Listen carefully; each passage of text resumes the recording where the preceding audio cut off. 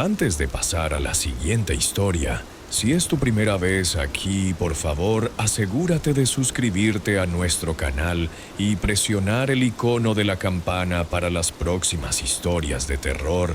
Necesitamos tu apoyo. Comparte estas historias con tus amigos y familiares. Gracias. El tren avanzaba lento bajo un cielo gris plomizo, como si el mundo estuviera conteniendo la respiración. En el vagón, el murmullo apagado de los pasajeros era un eco constante de nervios y aburrimiento. La ruta era conocida, un trayecto de 4 horas entre la ciudad y el pueblo de San Isidro, un lugar pequeño, tranquilo, o al menos eso creían. Martina miraba por la ventana empañada, donde la lluvia dibujaba líneas irregulares que distorsionaban el paisaje. El tren seguía la vía que bordeaba el viejo cementerio municipal, un terreno extenso cubierto de cipreses y lápidas que parecían alzar sus sombras incluso bajo la poca luz que quedaba.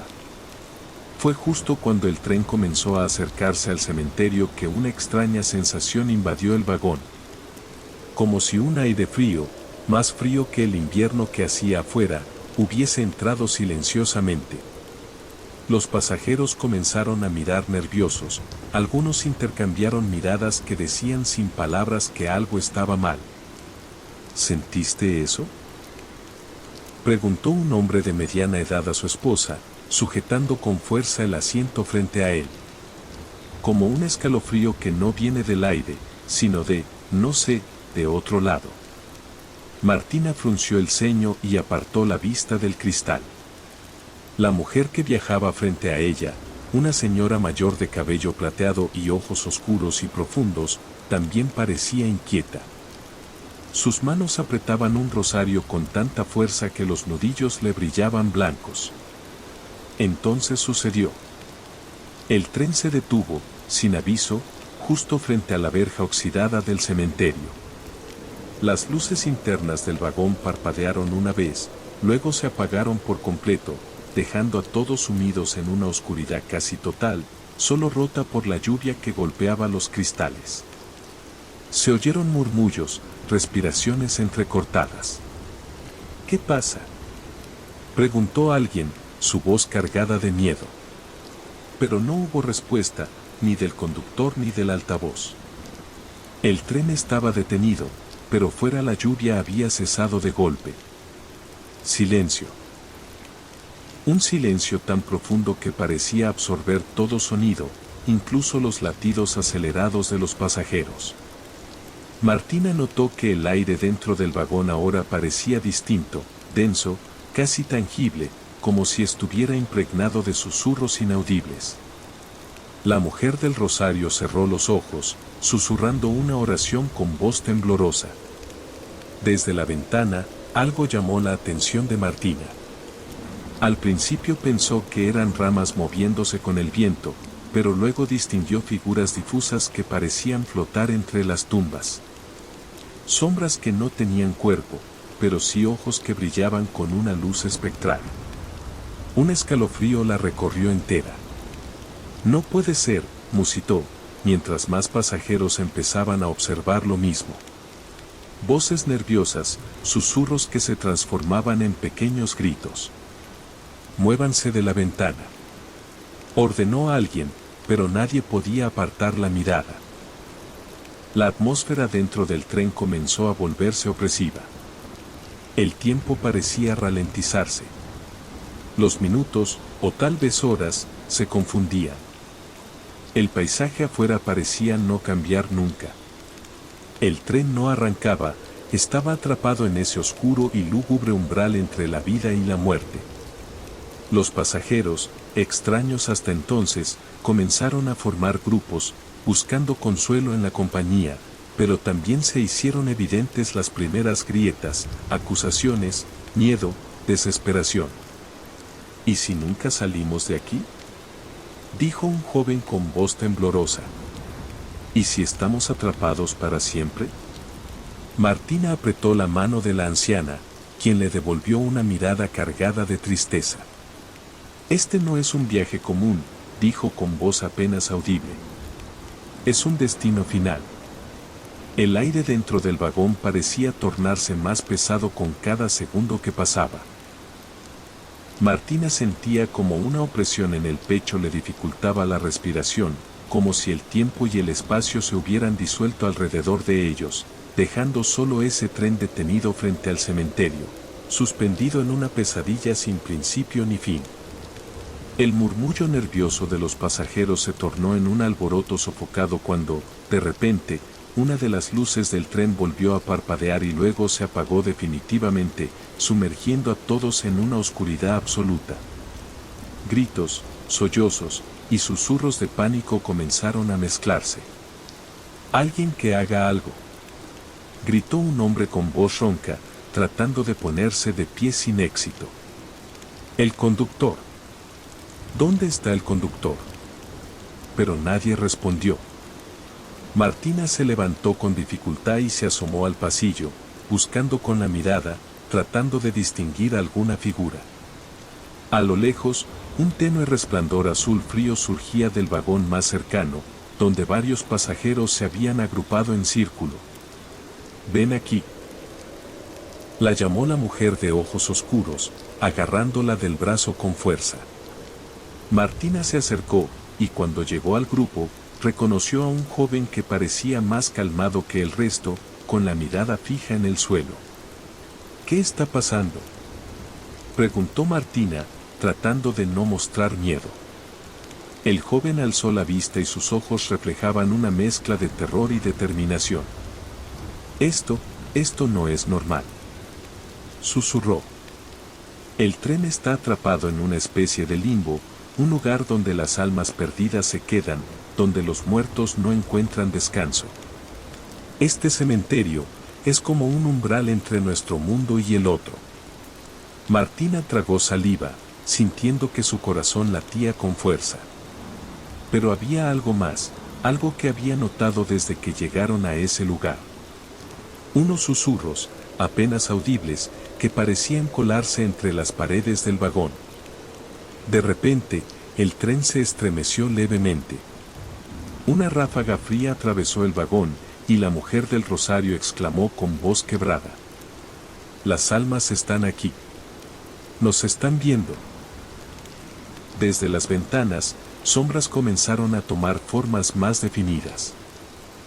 No eran solo espectros etéreos, sino figuras que parecían observar, con ojos vacíos y cuerpos deshilachados, como envoltorios de huesos cubiertos por restos de piel marchita.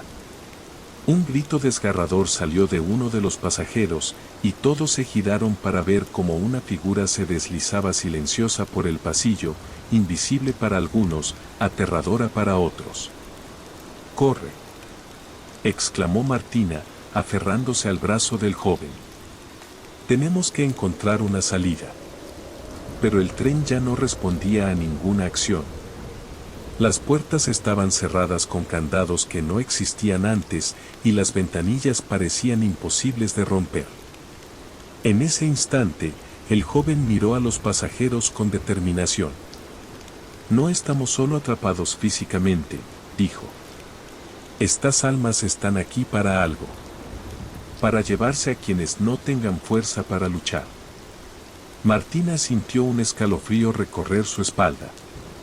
Miró a su alrededor y vio rostros pálidos, algunos con lágrimas, otros con ojos desorbitados por el miedo.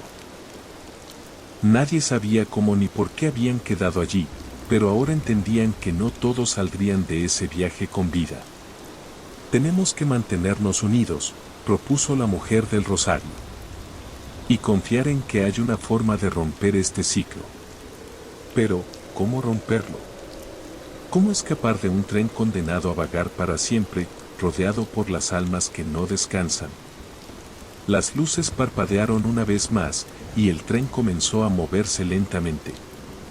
No hacia adelante, sino hacia la oscuridad del cementerio, adentrándose cada vez más en un territorio que parecía desvanecerse en la noche eterna. Martina cerró los ojos y se aferró con fuerza a la mano del joven, tratando de contener el miedo que le invadía. «Esto apenas comienza», susurró. El tren avanzaba ahora como un espectro, arrastrándose por las vías que parecían perderse en un abismo sin fin. Afuera, las lápidas se tornaban cada vez más numerosas y retorcidas, y las sombras que emergían del cementerio no solo rondaban, sino que parecían alzarse, acercándose con una lentitud inquietante. Dentro del vagón, el ambiente era denso, cargado de una tensión palpable. Algunos pasajeros comenzaron a murmurar historias antiguas, leyendas locales de aquel cementerio maldito, donde los muertos se negaban a partir y reclamaban a los vivos para sumarlos a su dolor eterno. Martina intentaba mantenerse firme, pero sentía como la desesperación se infiltraba en cada rincón de su ser. Observó al joven, cuyo nombre finalmente supo, se llamaba Lucas, un estudiante de historia que había decidido viajar ese día para visitar a su abuela en San Isidro. ¿Crees que podemos hacer algo?, le preguntó con voz baja, buscando en sus ojos una respuesta que la tranquilizara. Lucas negó con la cabeza. No lo sé. Pero he leído que en lugares como este, a veces se necesitan objetos o símbolos que pertenezcan al mundo de los vivos para crear un equilibrio. Algo que ahuyente a las almas atrapadas. Martina miró a la mujer del rosario, quien asentía lentamente, como si supiera más de lo que decía. El rosario es un amuleto poderoso, dijo, pero no basta solo con tenerlo. Hay que creer, y hay que actuar. En ese momento, el tren se estremeció violentamente. Un grito desgarrador atravesó el vagón y todas las luces se apagaron por completo. El pánico se desató, algunos intentaban calmarse, otros se abrazaban con fuerza, mientras que otros simplemente lloraban, derrotados. Martina sintió una mano fría que la tomó del hombro. Se giró rápido, y frente a ella apareció una figura blanquecina, casi translúcida, con ojos negros y vacíos. El aliento de aquella entidad era gélido y su presencia, paralizante. No. Susurró Martina, temblando. La figura se acercó lentamente, y justo cuando parecía que todo estaba perdido, Lucas gritó. A la luz. Todos saquen sus teléfonos y enciendan las linternas. Un haz de luz emergió en medio de la oscuridad, y la figura desapareció con un lamento que pareció atravesar los huesos de todos. Eso funcionó, exclamó Lucas, respirando con dificultad. Pero la calma duró poco. Las sombras afuera comenzaron a golpear las ventanas con fuerza, como intentando entrar, mientras un frío intenso envolvía el vagón.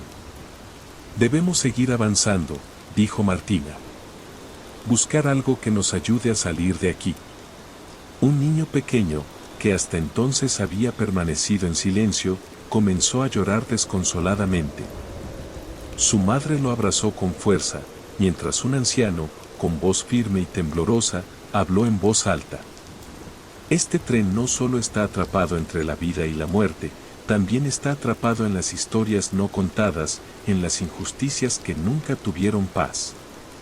Martina sintió que algo dentro suyo despertaba. La idea de que esas almas estuvieran esperando que alguien escuchara sus historias, que reconocieran su dolor, le dio un nuevo propósito. Tenemos que escucharlas, dijo con determinación. Cada una de esas almas tiene una historia que contar. Y solo cuando sean escuchadas, podrán descansar. Lucas asintió, y juntos comenzaron a acercarse a las ventanas, preparados para enfrentarse a las sombras y abrir un camino hacia la libertad. Las sombras en el exterior parecían oscilar entre la rabia y la tristeza, como figuras atrapadas en una tormenta de emociones que ni siquiera la muerte pudo apaciguar. Los pasajeros, ahora con el miedo a flor de piel, comenzaron a abrirse en pequeños grupos, cada uno intentando hacer contacto con esas presencias que los rodeaban. Martina se acercó a la ventana con cuidado, colocando la mano contra el frío cristal, casi esperando sentir algo más allá del frío habitual. Cerró los ojos y, con voz temblorosa, dijo: ¿Quién eres? ¿Por qué no encuentras descanso? Al principio, solo el silencio respondió. Pero luego, en un susurro lejano, como un eco arrastrado por el viento, una voz comenzó a surgir. Olvidados, murmuró. Olvidados y atrapados.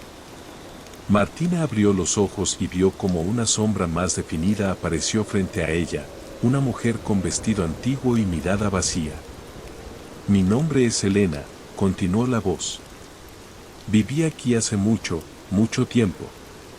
Nunca tuve la justicia que merecía. Lucas la observaba con atención y luego pidió a los demás pasajeros que se acercaran. Si esas almas están atrapadas por historias no resueltas, tenemos que escucharlas todas, dijo.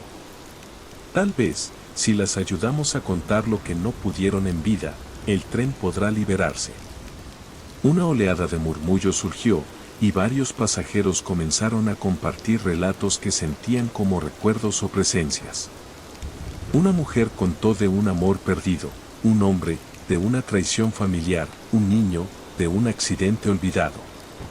Martina sintió que esas historias formaban un hilo invisible que conectaba al tren con el cementerio, con las almas y con ellos mismos.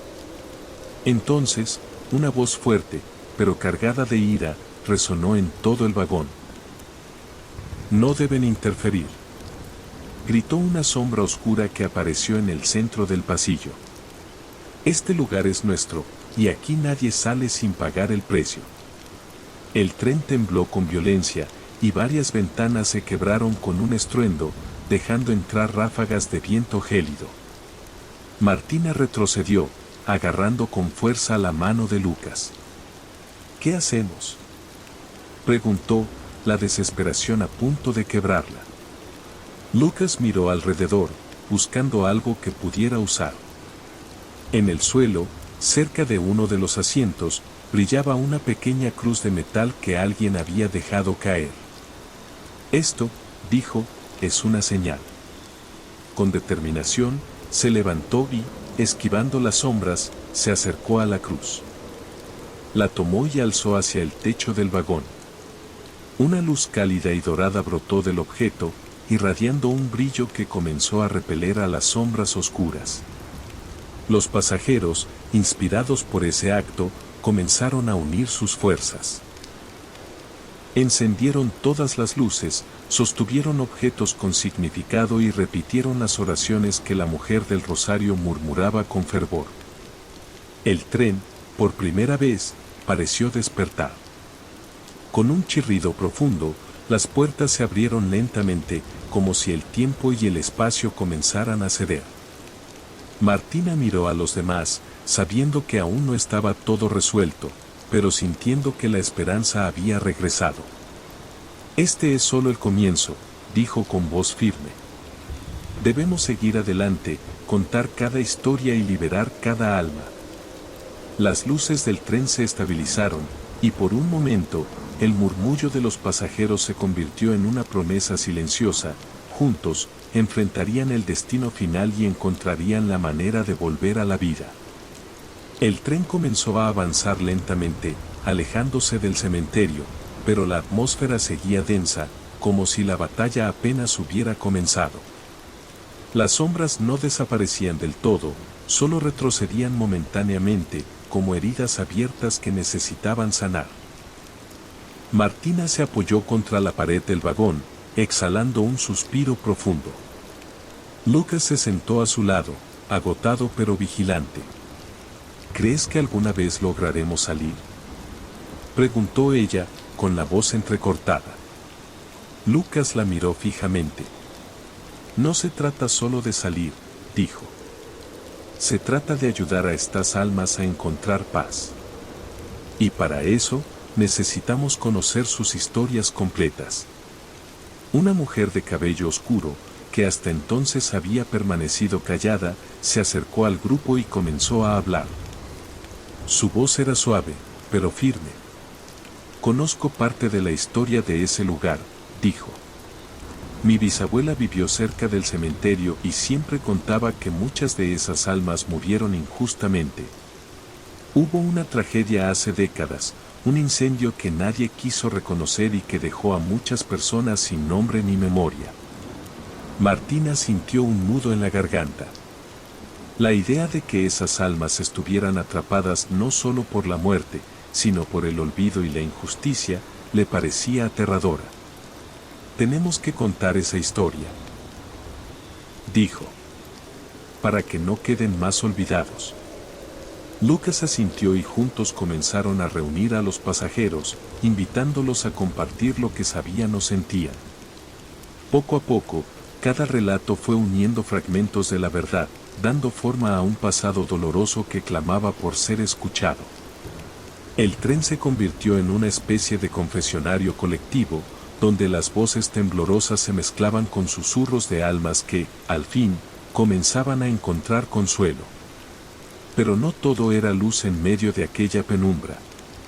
Algunas presencias se mostraban aún hostiles, recordando con rabia y resentimiento el abandono sufrido. En un momento, una sombra gigantesca bloqueó el pasillo y un grito ancestral retumbó en el vagón. No dejaremos que los vivos nos olviden de nuevo. Martina dio un paso al frente, con la cruz en la mano, su voz firme y clara. No los olvidaremos. Sus historias vivirán. No los dejaremos en la oscuridad. El tren tembló una vez más, y un resplandor dorado envolvió el vagón, disipando la figura oscura. El silencio volvió, pero esta vez era un silencio cargado de esperanza. Lucas se volvió hacia Martina, una leve sonrisa en su rostro. Estamos avanzando, dijo. Pero aún queda mucho camino. El viaje, que comenzó como un trayecto común, se había transformado en una travesía para liberar las almas atrapadas y enfrentar el destino final. Y aunque la noche era larga, la luz dentro del tren comenzaba a brillar con fuerza. Las horas pasaban, pero para los pasajeros del tren parecía que el tiempo se había diluido, fundido en una eterna penumbra interrumpida solo por las luces parpadeantes y los ecos de las voces de las almas. Los relatos se sucedían, formando un tapiz de memorias que tejían un pasado olvidado y doloroso. Martina notó cómo el miedo inicial comenzaba a ceder, sustituido por una extraña mezcla de tristeza y determinación. Cada historia compartida parecía liberar un poco más la atmósfera opresiva que los había aprisionado desde el principio. Lucas se había convertido en un líder improvisado. Con voz calmada, guiaba a los pasajeros para que escucharan con atención y se apoyaran entre ellos. No es solo un tren, explicaba. Es un puente entre mundos, un lugar donde las injusticias del pasado esperan reparación. De repente, una figura apareció frente a ellos, esta vez distinta de las anteriores. No era una sombra ni un espectro, sino la silueta luminosa de un hombre de rostro sereno y ojos llenos de compasión. Soy Sebastián, dijo con voz profunda y cálida. Viví hace muchos años en este pueblo. Fui injustamente acusado y muerto sin poder demostrar mi inocencia. He esperado mucho para que alguien escuche mi verdad. Martina y los demás escucharon atentos mientras Sebastián narraba su historia. Era un relato de traición, injusticia y un deseo ferviente de verdad. Cuando terminó, el vagón se inundó con una luz suave que parecía disipar la oscuridad y una sensación de paz llenó el aire. Gracias, susurró Sebastián mientras su forma comenzaba a desvanecerse lentamente. Ahora puedo descansar. El tren tembló suavemente y los pasajeros sintieron un alivio profundo, como si una carga invisible se hubiera levantado. Pero el viaje no había terminado. Sabían que todavía quedaban muchas historias por descubrir, muchas almas por liberar. Martina miró a Lucas, quien asintió con solemnidad. Cada historia nos acerca un paso más a la libertad, dijo. No podemos rendirnos ahora. El tren continuó su marcha, adentrándose en la noche, iluminado por la luz que ellos mismos habían creado con sus palabras y corazones abiertos. El destino final ya no parecía una sentencia, sino un desafío que estaban decididos a superar. La luz tenue que había llenado el vagón tras la partida de Sebastián se fue desvaneciendo lentamente, y con ella, una calma pasajera cedió nuevamente a una atmósfera inquietante. El tren siguió avanzando a través de un paisaje que parecía deformarse, los árboles retorcidos proyectaban sombras que se contorsionaban en las ventanillas, y la sensación de estar atrapados en una realidad entre mundos se hacía más fuerte. Martina apretó la cruz que Lucas le había entregado horas antes y respiró hondo. Sabía que el siguiente paso requería más que coraje, necesitaban encontrar la raíz de aquella maldición que mantenía atrapadas a esas almas y a ellos mismos en aquel viaje interminable. En ese momento, la mujer de cabello oscuro que antes había mencionado la tragedia del incendio levantó la voz con determinación. Debemos llegar al corazón del cementerio, dijo. Allí yace el secreto que mantiene todo este tormento. Lucas se acercó, curioso. ¿Cómo sabemos dónde está?, preguntó. Mi bisabuela me habló de una cripta oculta bajo un roble viejo, el más grande del cementerio, explicó. Se dice que en esa cripta están enterradas las víctimas del incendio, sus cuerpos mezclados con las cenizas y sus historias olvidadas. Martina sintió un escalofrío al imaginarse ese lugar, un sepulcro que contenía más que cuerpos, un peso intangible que había condenado a esas almas a vagar sin descanso. Tenemos que llegar ahí, afirmó con voz firme. Pero el tren, como si sintiera la intención, empezó a ralentizar su marcha, las sombras afuera se agitaron con furia y voces susurrantes se levantaron, clamando para que no prosiguieran. No podemos permitir que continúen, dijo una voz oscura, resonando en el vagón. El cementerio es nuestro reino, y quien intente profanarlo, pagará con su alma. Los pasajeros, armados con la luz de sus teléfonos y la fe que habían recuperado, se prepararon para enfrentar lo que viniera. Martina sintió que, aunque estaban en una trampa, todavía tenían la fuerza para luchar. Si no enfrentamos el origen, nunca saldremos de aquí, dijo. Este viaje puede ser nuestro destino final o nuestro renacer. Lucas asintió, y juntos, con el grupo unido, se prepararon para el enfrentamiento que definiría no solo su futuro, sino el de las almas que los rodeaban. El tren siguió su lento y ominoso avance hacia lo desconocido, hacia el corazón oscuro de un cementerio donde el pasado clamaba por ser redimido. El tren disminuyó su velocidad hasta casi detenerse en un punto donde las vías parecían sumergirse en una niebla espesa, un velo blanco que lo envolvía todo, amortiguando los sonidos y difuminando las formas. Las ventanas mostraban solo sombras y oscuridad, pero en esa penumbra se percibía un latido, un pulso ancestral que parecía emanar del corazón mismo del cementerio. Martina, Lucas y el grupo se reunieron en el centro del vagón, decididos a no ceder ante el miedo. Cada uno sostenía un objeto simbólico, cruces, amuletos, libros de oraciones, fotografías antiguas, reliquias familiares. La mujer del rosario dirigía las oraciones, su voz un faro en medio de la tormenta de incertidumbre. Esto no es solo un tren, dijo Lucas, es un umbral entre dos mundos. Y para cruzarlo debemos hacer más que resistir, debemos enfrentar lo que está detrás de esta prisión. Una voz grave y etérea resonó desde el exterior. No pasarán, advirtió la sombra oscura, ahora mucho más definida, con ojos ardientes que quemaban el alma. Yo soy el guardián del olvido, el que condena a los impíos y los que no merecen redención. Martina alzó la cruz y dio un paso adelante. No eres más que un eco de rabia y dolor, le respondió. Pero no estás solo. Las historias que ocultas necesitan ser escuchadas para que puedan encontrar paz. Las luces del vagón comenzaron a intensificarse, creando un halo dorado que repelía a la sombra. Lentamente, ésta retrocedió, pero antes de desaparecer lanzó una advertencia. El camino no será fácil. Las almas atrapadas no todas desean la libertad. Algunas prefieren la eternidad en su tormento.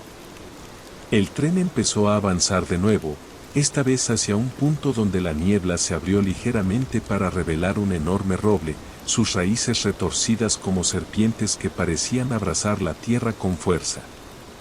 «Es aquí», dijo la mujer de cabello oscuro. «La cripta debe estar bajo ese árbol».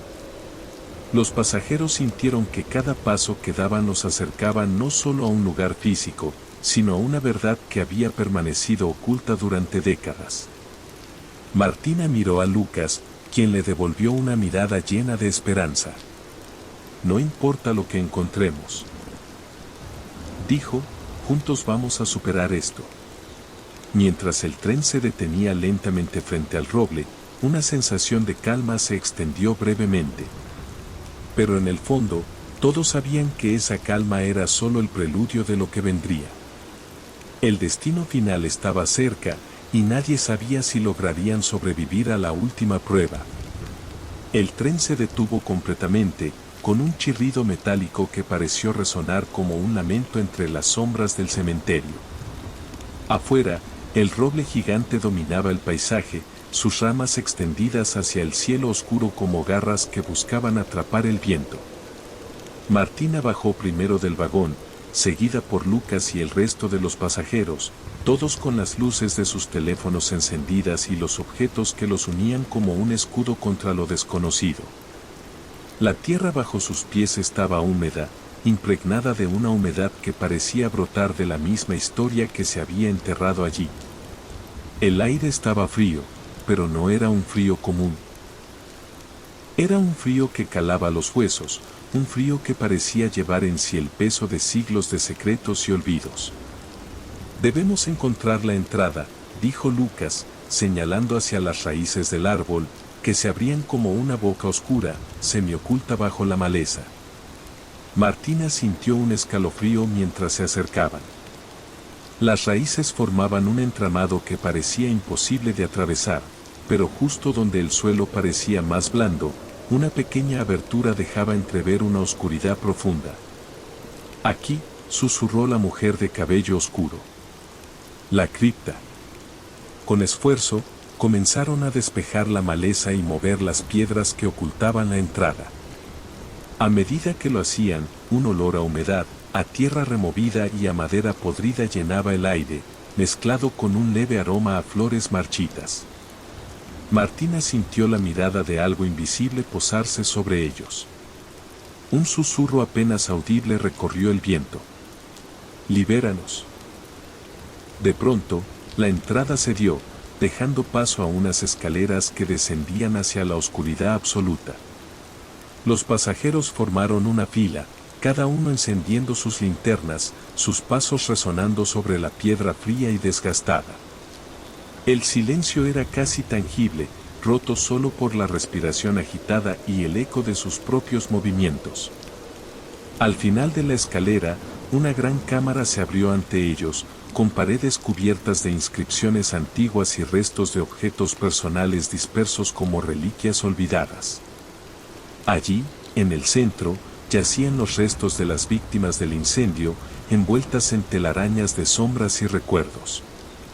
Martina dio un paso adelante y alzó la cruz que sostenía, mientras la mujer del rosario comenzaba a rezar con fervor. Las almas atrapadas se materializaron lentamente, con rostros que expresaban dolor, ira y anhelo, como un coro de lamentos que buscaban ser escuchados. «Esta es la verdad que han escondido», dijo Lucas. «Ahora, la justicia debe ser revelada». Martina cerró los ojos y con voz clara comenzó a contar las historias que habían reunido, cada una con la intención de sanar heridas invisibles y otorgar dignidad a los olvidados. Y mientras lo hacía, el ambiente comenzó a cambiar. La oscuridad retrocedía, y una luz cálida empezó a inundar la cripta. El destino final no sería el final para ellos, sino el principio de la liberación. La luz cálida que se expandía por la cripta parecía penetrar cada grieta de la piedra, cada rincón oscuro donde el dolor había anidado durante décadas. Las figuras espectrales, antes tensas y sombrías, comenzaron a transformarse, sus rostros mostrando ahora una mezcla de alivio y gratitud. Martina sintió como una paz profunda le invadía el pecho, como si el peso de aquella carga invisible que habían llevado todos se estuviera disolviendo con cada palabra que pronunciaba. No están olvidados, susurró. Sus vidas, sus dolores, sus sueños, serán recordados. Lucas se acercó a una vieja placa de piedra que estaba casi borrada por el tiempo y la humedad. Leyó en voz alta: a las almas perdidas en la tragedia del 12 de octubre de 1954. Que este lugar sea testimonio de su memoria y descanso eterno. Finalmente, dijo con voz emocionada: la justicia está aquí, al fin reconocida. Una figura luminosa emergió frente a ellos, más brillante que las demás. Era la mujer que se había presentado como Elena. Gracias, dijo con voz suave. Ustedes han roto la maldición. Ahora podremos descansar. Una a una, las almas comenzaron a elevarse hacia la luz, sus formas desvaneciéndose lentamente, pero dejando tras de sí una sensación de calma y esperanza. Martina sintió que el ambiente en la cripta se hacía cada vez más liviano, hasta que la última sombra desapareció y solo quedaron ellos, respirando profundamente, rodeados por la quietud de un lugar que finalmente encontraba su paz. De repente, una brisa suave recorrió la cripta, y la entrada se abrió para dejarlo salir a un cielo estrellado, limpio y tranquilo. El tren, afuera, estaba iluminado, con las puertas abiertas de par en par como una invitación a regresar. Es hora de volver, dijo Lucas, mirando al grupo. Pero no seremos los mismos que entraron. Martina asintió, sintiendo una mezcla de cansancio y satisfacción. Sabían que el viaje había cambiado sus vidas para siempre.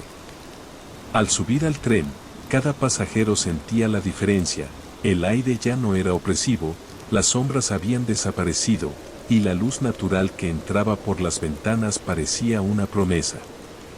El tren arrancó suavemente, dejando atrás el cementerio, mientras el sol comenzaba a asomar en el horizonte. El destino final no era un fin, sino un renacer. El tren avanzaba ahora bajo un cielo teñido por los primeros rayos dorados del amanecer. El frío y la oscuridad que los habían acompañado durante horas se desvanecían, reemplazados por una sensación de alivio y esperanza que flotaba en el aire. Martina se recostó en el asiento, cerrando los ojos por un momento, dejando que la luz tibia acariciara su rostro.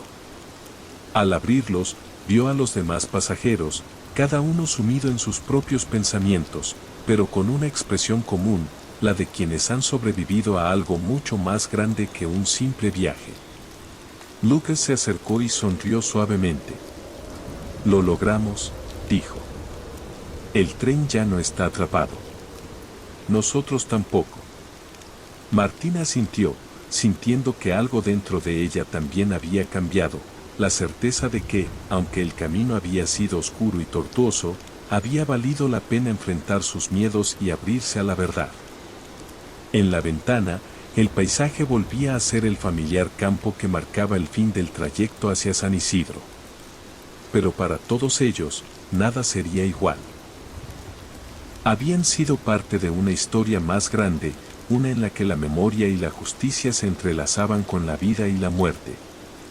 Cuando el tren llegó a la estación final, las puertas se abrieron y los pasajeros descendieron, cada uno con la promesa silenciosa de honrar la memoria de aquellos que habían liberado.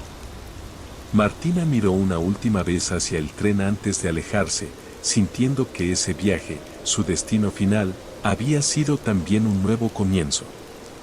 El sol se elevaba ya en el cielo, iluminando un mundo que, aunque marcado por sombras, siempre tenía espacio para la luz.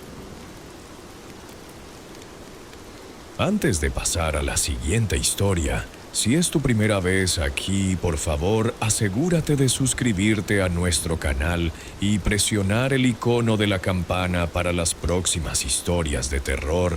Necesitamos tu apoyo. Comparte estas historias con tus amigos y familiares.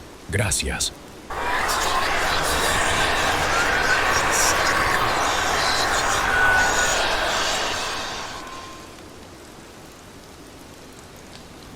La primera vez que ocurrió, pensó que era un sueño más. Una sombra sin rostro se deslizó entre los pliegues de su mente mientras dormía, susurrando con un eco hueco. Mañana, en el cruce de las avenidas O'Higgins y Balmaceda, el bus 312 saltará la luz roja. Paula no verá venir el impacto. El joven se despertó empapado en sudor, con el corazón repicando en el pecho como un tambor de guerra. Parpadeó.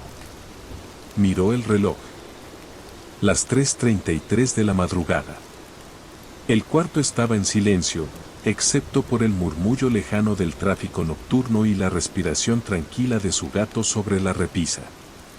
Nicolás tenía 21 años, vivía solo en un departamento del centro de Santiago y cursaba su tercer año de ingeniería. Era un tipo racional. Demasiado. Y por eso, cuando al día siguiente encendió la televisión mientras desayunaba, el tazón de cereal se le escurrió de las manos. La noticia era clara, brutal. Accidente en el cruce O'Higgins con Balmaceda. Una joven de 19 años, identificada como Paula Villagrán, fue atropellada por el bus 302 tras cruzar en verde. El conductor, según testigos, se pasó el semáforo. Paula murió en el acto. Nicolás sintió que el piso se le desplazaba bajo los pies. Las palabras del sueño eran exactas. La misma esquina. El mismo bus. El mismo nombre. Era imposible. No conocía a esa chica. No había forma de haberlo sabido. Y sin embargo, aquella noche no pudo dormir. Se mantuvo en vela hasta que el cielo empezó a clarear. No hubo susurros.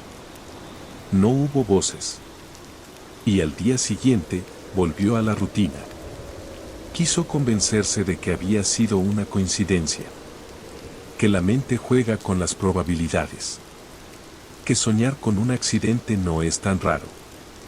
Que era la televisión la que lo había condicionado después. Hasta que volvió a pasar. La segunda vez fue aún más clara. Estaba en medio de un sueño borroso cuando la sombra regresó. Esta vez era más cercana. Más íntima. Y su voz parecía hecha de fragmentos de viento y cristal roto. Mañana, en el andén 5 del Metro Universidad de Chile, un hombre con mochila azul caerá a las vías. Nadie logrará alcanzarlo a tiempo. Se despertó con el corazón a mil. Abrió los ojos, tembloroso. La ventana estaba cerrada. El reloj marcaba, otra vez, 3:33. No podía ignorarlo. Esa mañana fue al metro, al mismo lugar, y esperó.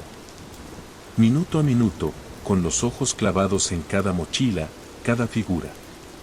Hasta que vio al hombre, 30 y tantos, jeans, chaqueta negra, mochila azul. Se paró justo al borde del andén. Nicolás quiso gritarle. Pero no se atrevió. Algo en su interior le decía que no debía interferir. Que si lo hacía, algo peor ocurriría. Y mientras luchaba con esa dualidad, el hombre resbaló. Un grito colectivo sacudió la estación. El cuerpo cayó entre los rieles justo cuando el tren entraba. Nicolás no lloró. No podía. Estaba congelado, mirando sin ver, sintiendo que el mundo se estrechaba a su alrededor. Aquella noche, la voz volvió. No puedes cambiarlo, Nicolás. Solo puedes escuchar. ¿Quién eres? Susurró Nicolás en la oscuridad de su cuarto, con los ojos bien abiertos, temblando bajo las sábanas. La voz no respondió. Solo se desvaneció, como lo hace el humo tras una vela extinguida, dejando tras de sí un eco amargo. Durante semanas, la rutina se volvió una maldición. Cada noche, sin excepción, a las 3:33, la voz aparecía. Siempre anunciando una tragedia. Siempre con detalles. Siempre ineludible. Nicolás intentó ignorarlos, bloquearlos con música, quedarse despierto. Incluso se atiborró de café y pastillas para no dormir. Pero el cuerpo tiene límites, y cuando finalmente caía rendido, el susurro lo encontraba. Mañana, en la sala B213, el profesor Lira sufrirá un derrame cerebral. Será delante de todos. Nadie sabrá qué hacer. Mañana, el pequeño Samuel saldrá corriendo tras su pelota. El camión de reparto no frenará a tiempo. Mañana, en el 9º piso del edificio verde frente al parque, una mujer saltará. Nadie entenderá por qué. Y cada vez, el destino se cumplía. Nicolás empezó a llevar un cuaderno. Un registro frío y meticuloso con fecha, hora, nombre, lugar y descripción. Como un científico tratando de encontrar lógica donde solo había caos. Se convirtió en una obsesión. Se saltaba clases. No comía bien. Observaba a las personas como si todos fueran actores en una tragedia que él ya conocía. Intentó avisar. Un par de veces, al principio. Llamó a emergencias. Escribió correos anónimos. Le habló directamente a uno de los futuros afectados. Señora, tenga cuidado mañana. No camine sola por providencia. Hay un peligro. Pero los resultados fueron inquietantes. En una ocasión, la persona evitó la tragedia, solo para que otro, completamente ajeno, ocupara su lugar en circunstancias aún más atroces. Fue entonces cuando entendió que la voz no mentía. Era inevitable. Era como una maldición que se alimentaba del futuro, y él era su confidente involuntario. Una noche, después de otra visión cumplida, su madre lo llamó por videollamada. Le dijo que lo notaba extraño, distante. Que tenía ojeras profundas, que parecía estar consumiéndose. Él la miró por la pantalla, queriendo decirle todo. Queriendo gritarle la verdad. Pero algo, una presión invisible, como si manos frías le apretaran la garganta, se lo impidió. Esa noche, la voz regresó. Más clara. Más cercana. Como si hablara desde adentro de su cráneo. Mañana, tu madre no contestará el teléfono. Te preguntarán por ella. No sabrán que ya es tarde. Nicolás se sentó de golpe en la cama, jadeando. El reloj brillaba, in misericordia, 3:33. El cuarto olía a electricidad quemada. Se vistió a toda prisa y salió corriendo al terminal de buses. Viajó toda la madrugada hacia Rancagua, donde vivía su madre. La llamó 1, 10, 20 veces. Sin respuesta. Tocó la puerta de la casa con los nudillos ensangrentados. Cuando la abrió un vecino, ya era demasiado tarde. Ella estaba en la cama, como dormida, con una expresión tranquila. Infarto fulminante, dijeron. Había muerto mientras dormía. Y Nicolás, por primera vez, lloró hasta quedarse sin fuerzas, mientras la voz susurraba nuevamente. El dolor es el precio de saber. El entierro fue discreto. Familiares lejanos, vecinos, algunos colegas del hospital donde su madre trabajaba como técnico en enfermería. Nadie sabía el verdadero motivo de la mirada vacía de Nicolás, del temblor constante en sus dedos, ni del leve tic en su párpado derecho. Lo atribuían al duelo, a la pérdida, al cansancio acumulado. Nadie podía imaginar que lo estaba destruyendo no era solo la muerte de su madre, sino la certeza de que él lo había sabido. Que lo había escuchado en la penumbra de la noche. Que no pudo, o no se atrevió, a evitarlo. Después de eso, Nicolás dejó de resistirse. Se convirtió en una sombra de sí mismo.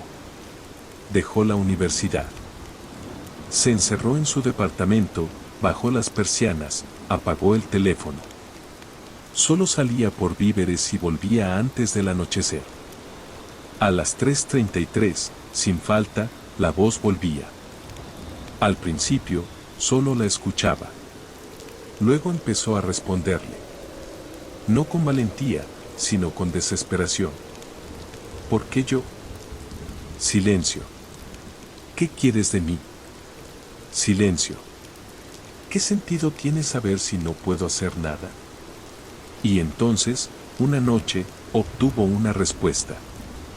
No con palabras, sino con una imagen, una figura hecha de sombras y humo apareció en su habitación. No tenía rostro, pero irradiaba una presencia aterradora. Nicolás no podía moverse, como si un ancla invisible lo retuviera al colchón. Tú no eres el único, dijo la figura, su voz como un eco dentro de su pecho. Pero sí eres uno de los pocos que aún preguntan. ¿Qué eres? Soy lo que viene antes del desastre. Lo que susurra a los que aún pueden sentir. Un fragmento del tiempo, desgarrado. ¿Puedo cambiarlo? La figura pareció desvanecerse un poco, como si aquella pregunta la debilitara. Cambiar es una ilusión. La tragedia encuentra camino. Siempre. Y se esfumó. Los días pasaron. Nicolás volvió a escribir. Pero ya no solo anotaba. Ahora dibujaba lo que veía, rostros, lugares, objetos. Imágenes turbias como sacadas de una pesadilla, pero llenas de detalle. Llenó cuadernos enteros. Algunos rostros eran conocidos. Otros, completamente desconocidos. Hasta que una noche, el susurro cambió de tono. Mañana, en el café de la esquina, conocerás a alguien. No morirá. No sufrirá. Pero ella cambiará algo. La voz desapareció sin más. Nicolás se quedó inmóvil por varios minutos. No era una tragedia. Era distinto. Al día siguiente, con el corazón golpeándole las costillas, fue al café de la esquina. El aire olía a pan tostado y café recién hecho. Las sillas de mimbre crujían bajo los clientes. Era un día común. Y entonces la vio. Cabello oscuro, ondulado, mirada atenta. Leía un libro de Murakami con un café al lado. Levantó la vista, como si lo hubiera estado esperando. ¿Nicolás? Preguntó, sin sorpresa. Él se detuvo en seco. ¿Nos conocemos? No aún, respondió ella, sonriendo con tristeza. Pero yo también escucho los susurros. El mundo pareció detenerse alrededor de Nicolás. El bullicio del café, los murmullos, el silbido de la cafetera a presión, todo se volvió lejano, como si estuviera bajo el agua.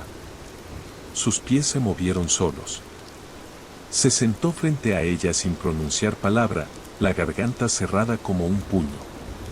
La mujer cerró su libro con delicadeza y lo observó. Había una ternura contenida en sus ojos, pero también un cansancio familiar. Me llamo Abril, dijo finalmente. Y sé lo que estás viviendo. Nicolás tragó saliva con dificultad. ¿Hace cuánto los escuchas? Desde los 17. Comenzó como un susurro vago, como si soñara con noticias futuras. Pero se fue intensificando. Igual que contigo, ¿cierto? Nicolás asintió lentamente. Apretaba las manos contra las rodillas para evitar que le temblaran. ¿Y tú, también, ves cosas? Sí. Abril bajó la vista. Algunas noches, no es solo la voz. Son imágenes, flashes, olores. A veces siento el calor de un incendio antes de que ocurra.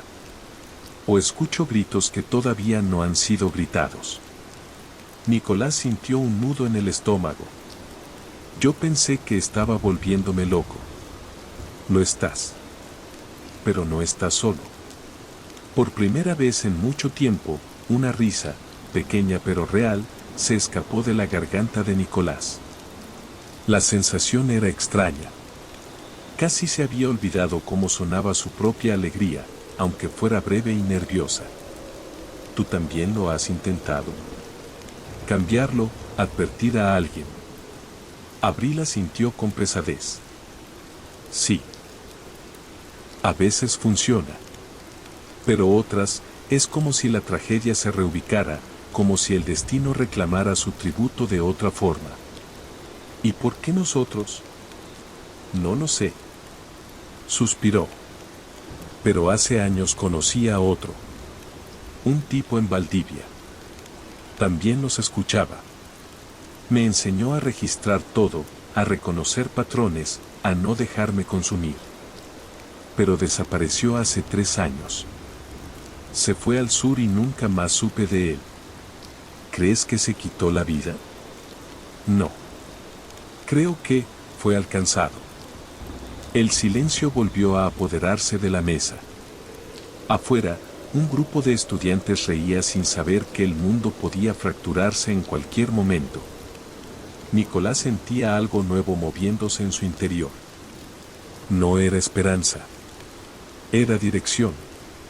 ¿Y ahora qué hacemos?, preguntó, sintiendo que su pregunta era más grande que la propia conversación. Abril lo miró con una seriedad templada en dolor. Ahora, compartimos lo que sabemos. Nos ayudamos. Y si alguna vez encontramos un punto en común entre tus tragedias y las mías, tal vez podamos hacer algo más que escuchar. Esa noche, Nicolás no durmió solo. A las 3:33, la voz volvió. Pero algo cambió. Ya no era un susurro aislado. Había dos voces, hablando en armonía. Narrando un mismo suceso desde diferentes ángulos. Una advertía de un incendio en un edificio del centro. La otra, de un niño atrapado en el 6º piso. Y por primera vez, Nicolás no sintió miedo. Sintió propósito. El edificio estaba en llamas cuando llegaron. Las sirenas aún no se oían. Abril, con el cabello recogido en una trenza improvisada, corría al lado de Nicolás con una botella de agua en una mano y un pequeño botiquín en la otra. Él llevaba su cuaderno, abierto en la página donde había dibujado el plano del edificio. Ninguno sabía con exactitud cómo, pero desde que habían escuchado las voces esa madrugada, una especie de urgencia les había guiado. Como si todo aquello que antes era solo tormento ahora tuviera dirección. 6º piso. Gritó Nicolás, al ver el humo elevándose desde los ventanales. El portero intentó detenerlos, pero Abril le mostró una falsa credencial de una supuesta inspección de emergencias. No tenían tiempo para explicaciones. Subieron por las escaleras envueltas en humo y calor. El edificio parecía retorcerse bajo sus pies. El fuego crepitaba en los pisos superiores, pero aún no se había extendido al 6º. Nicolás contuvo la respiración cuando empujó la puerta del departamento 603. Adentro, el niño estaba encogido en un rincón, abrazando a un peluche viejo. Tenía la cara tiznada de hollín y los ojos abiertos como platos. No lloraba, no gritaba. Solo temblaba, como si supiera que lo estaban buscando. «Aquí», gritó Abril. «Vamos, pequeño. Vamos a sacarte de aquí». Nicolás lo tomó en brazos mientras el departamento empezaba a crujir a su alrededor. Corrieron escaleras abajo, el humo siguiendo sus pasos como un monstruo ansioso. Cuando salieron a la calle, justo cuando el primer carro de bomberos doblaba por la esquina, Nicolás cayó de rodillas. Tosía sin parar, las lágrimas mezcladas con el sudor y el hollín. Abril se dejó caer a su lado. El niño fue rápidamente llevado por los paramédicos. Nadie les preguntó quiénes eran. Nadie cuestionó su presencia. Los rodeaban el caos, la curiosidad y los gritos, pero ellos estaban en una burbuja de silencio. «Lo logramos», murmuró Nicolás. Abril asintió, aún jadeando. Las voces no mentían. Pero tampoco dijeron que no se podía hacer algo. Esa noche, por primera vez en meses, Nicolás durmió sin pesadillas. A las 3:33, despertó como siempre. Pero la voz no trajo muerte. No trajo dolor. Trajo un nombre. El nombre de un niño que iba a perderse en una feria, de la mano de un hombre desconocido. Y junto al nombre, un lugar, una hora, una descripción. Precisa. Nítida. Como si la tragedia supiera que él ya no era solo un testigo. Ahora era un agente. Despertó a Abril y ella ya lo esperaba, con su mochila lista. ¿Otro?, preguntó ella. Sí. Un niño esta vez. Vamos. Tal vez podamos impedir otra pérdida. La oscuridad ya no era solo condena. Era una advertencia. Y ellos eran la resistencia. El parque estaba lleno de vida, globos, música, puestos de algodón de azúcar, niños corriendo entre los juegos inflables mientras los padres charlaban o tomaban fotos. Era un día luminoso, demasiado tranquilo para lo que Nicolás sabía que venía. Lo perturbador no era el caos, sino lo corriente. Lo mundano. Caminaban entre la multitud atentos, observando cada rostro, cada mochila, cada rincón que pudiera esconder una amenaza. Nicolás sacó el cuaderno del bolsillo interior de su chaqueta y lo hojeó hasta llegar al dibujo. Había hecho el boceto apenas se despertó. Un puesto rojo de helados, un niño de camiseta verde con un dinosaurio, un hombre con gorra negra y lentes oscuros. Lo había visto con una claridad que aún le ponía la piel de gallina. Allá, señaló Abril, con un leve temblor en la voz. El heladero. Y el niño, ese es el de la camiseta. El pequeño se había soltado de la mano de su madre para acercarse a mirar los sabores. Detrás de él, el hombre de gorra caminaba con tranquilidad, como cualquier visitante más. Nicolás se adelantó con pasos decididos, sintiendo que el corazón le martillaba las costillas. «Señora», gritó su hijo. La mujer se volvió justo cuando el hombre estaba a punto de tocarle el hombro al niño. Lo miró confundida. El tipo levantó las manos con fingida sorpresa, como si no entendiera nada. Pero Nicolás ya lo había visto. Su gesto tenso, la mirada que evitaba el contacto visual, el paso rápido al alejarse. No era coincidencia. Abril le tomó una foto rápida. El sujeto apuró el paso y se perdió entre los árboles, pero ya tenían su cara. No tardaron en entregarla a la policía, junto con el dibujo, los detalles del cuaderno y una historia adaptada para no parecer locos. Nicolás ya había aprendido a mentir con eficiencia. Esa noche, en las noticias, anunciaron la detención de un hombre sospechoso de raptos en otros parques del país. Una cámara de seguridad en la entrada del parque lo captó con claridad. La foto que Abril tomó coincidía. El niño estaba sano y salvo. Su madre no paraba de agradecer entre sollozos. Pero Nicolás no quería gratitud. Solo silencio. En su departamento, sentados en la alfombra con una taza de té, Nicolás y Abril revisaron las últimas páginas del cuaderno. «Esto está creciendo», dijo ella, mostrando una hoja llena de nombres, coordenadas y horas. Cada vez eran más. Las voces ya no son solo advertencias. Nos están dando herramientas. ¿Lo sientes? Abril asintió. Había cambiado. Ambos lo habían hecho. Ya no eran víctimas. No eran mártires. Eran parte de algo mayor. Algo oscuro, pero no necesariamente malvado. Esa noche, a las 3:33, las voces no eran un susurro. Eran un coro. Un enjambre de advertencias simultáneas, una sinfonía de destinos entrelazados. Un grito del mañana. El coro los despertó como una sacudida eléctrica. No fue una voz ni dos, sino decenas.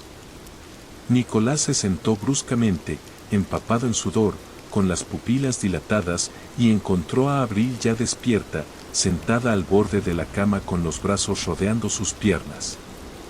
¿Tú también los oíste? Todos a la vez, murmuró ella. Como una avalancha. Intentaron recordar las frases, retener los fragmentos, pero era como intentar atrapar una tormenta con las manos. Casi todas las visiones se disolvían al despertar, dejando apenas restos, una dirección, un nombre, una fecha. No podemos hacerlo solos, dijo Nicolás, frotándose las sienes. Ya no. Son demasiadas. Abril lo miró con una mezcla de determinación y cansancio. Quizá nunca fuimos los únicos. Decidieron buscar. Crearon un foro oculto en Internet, disfrazado como un espacio para soñadores lúcidos y premoniciones oníricas. No tardaron en recibir mensajes privados. La mayoría eran bromas, trolls, gente confundida. Pero entre toda la basura, aparecieron dos mensajes distintos. Claros. Desesperados. Uno venía de México. El otro, de Alemania. También los oímos. Los contactaron por video. La primera fue una joven de Guadalajara, de no más de 18 años, que soñaba con tormentas eléctricas que golpeaban con precisión milimétrica.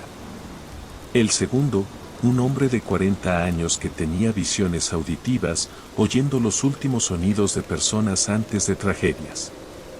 Ambos cargaban el mismo peso, impotencia, soledad, terror. Y al igual que Nicolás y Abril, habían dejado de dormir con tranquilidad desde hacía años. Nos están conectando, dijo Abril una noche. Las voces no solo nos muestran lo que vendrá. Nos están agrupando. ¿Con qué propósito? No lo sé, respondió ella, pero sus ojos tenían un brillo distinto. Pero si son muchas voces, quizás se enfrentan a algo más grande. Algo que necesita de nosotros. Poco a poco, el grupo fue creciendo. Llegaron otros, una mujer en Nueva Zelanda que soñaba con incendios forestales días antes de que comenzaran. Un hombre en Sudáfrica que escuchaba nombres en su cabeza cada noche y luego los veía en los obituarios. Crearon un mapa. Una red. Repartidos por el mundo, todos afectados por los susurros. Lo llamaron la trama. Una noche, una nueva voz apareció. Una que ninguno había oído antes. Era más grave, más firme, como si hablara desde el centro de la tierra. El día se acerca. Uno de ustedes fallará. Y el precio será alto. Nicolás sintió como el aire se volvió más denso. En su cuaderno, sin haberlo escrito, apareció un nombre. Abril. Se miraron en silencio. La advertencia no era de una tragedia cualquiera. Era una sentencia.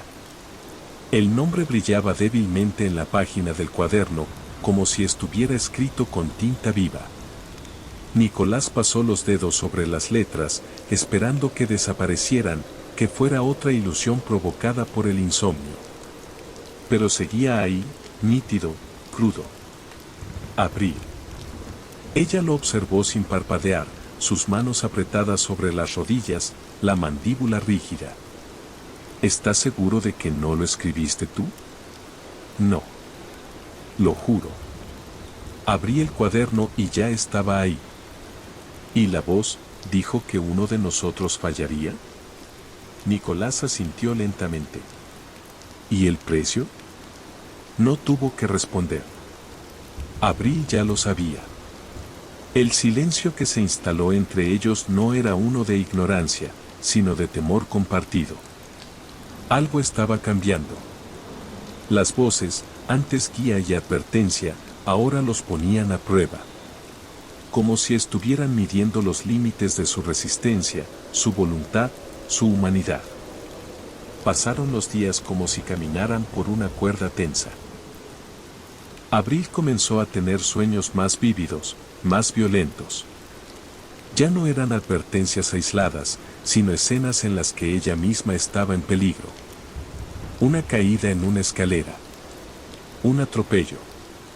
Una explosión en una estación de metro. Pero todas eran distintas, contradictorias, como si el destino aún no se hubiera decidido. Como si la tragedia buscara su punto débil. Nicolás intentó mantener la calma. Dobló la vigilancia. No la dejó sola. Le prohibió usar transporte público. Cambiaron de departamento. Cambiaron sus rutinas. Pero cada noche, sin falta, la voz grave regresaba. Faltan 3 días. 2. Mañana. Hoy. Ese día, el 13 de noviembre, llovía con furia. Las calles eran un río gris. Abril no había dormido. Su piel era papel bajo la luz, y sus ojos, una mezcla de miedo y resignación. No salgas, dijo Nicolás por 10ª vez esa mañana. Ya no se trata de salir o quedarse. Está escrito, ¿recuerdas? Uno fallará. Quizá no es algo que pueda evitarse, pero sí enfrentarse. Se quedaron en casa, encerrados, esperando. Nicolás repasaba sus notas una y otra vez, buscando una pista oculta, algún evento mayor que pudiera eclipsar la advertencia, una tragedia que, si se evitaba, cambiara el curso. Nada. Hasta que el reloj marcó las 3:33 de la tarde. El edificio tembló. Una explosión sacudió el centro de la ciudad. Las noticias interrumpieron la transmisión con imágenes de humo negro saliendo de un hospital a 15 cuadras de ellos. Es allí, dijo Abril, incorporándose de golpe. Lo soñé anoche. La sala de neonatología. No puedes ir.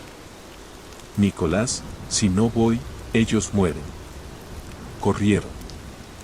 El tráfico era un caos. Llegaron a pie. Entre escombros, ambulancias y sirenas, Abril se abrió paso. Nicolás detrás, empapado, tropezando en el barro y los restos de vidrio. Dentro, los generadores fallaban. El personal evacuaba en masa. Pero los recién nacidos seguían adentro. Abril no esperó permiso. Entró. Y no salió. El humo lo devoraba todo.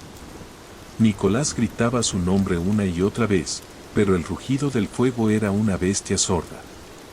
Cruzó el umbral derrumbado de la entrada principal, empujado más por la desesperación que por el juicio. La visibilidad era nula.